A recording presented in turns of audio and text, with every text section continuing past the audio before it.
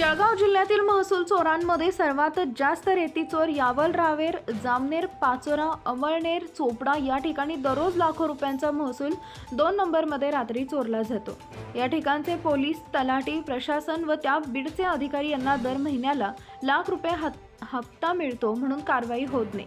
पण गेल्या काही दिवसांपूर्वी जिल्हा अधिकारी आयुष प्रसाद यांनी दिलेले आदेश तसेच नायब तहसीलदार यांच्यावर झालेला हल्ला, तलाट्यांवर झालेला हल्ला याकडे बघून कुठेतरी पहिल्यांदा पूर्ण वर्षामधून आज यावल येथील ट्रॅक्टर 4 रावेरी ते 2 ट्रॅक्टर जामनेर इथं रात्री पाचोरा येथील रेती चोर सापडले, माती चोर सापडले। ते पण कुठेतरी हे माती चोरांनी कुणाला तरी ठोकले म्हणून पहिल्यांदा त्यांच्यावर केस ठोकली।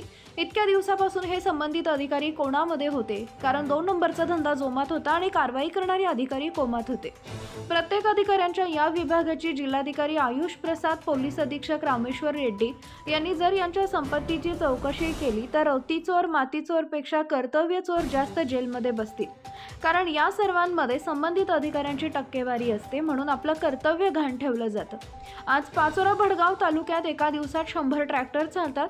पूर्ण वर्षभरातून फक्त 5 ते 10 कारवाई झाल्या। तोच प्रकार जामनेर तालुक्यामधील 100 ट्रॅक्टर चालक त्या ठिकाणी बघतो 5 ते 10 ट्रॅक्टर गुन्हे दाखल झाले।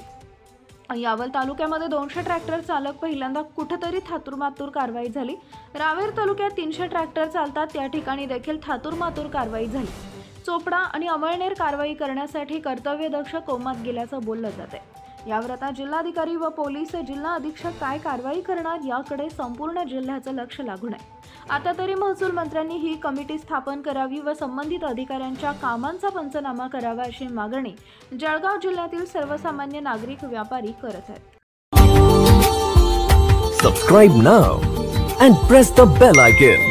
Never miss an update.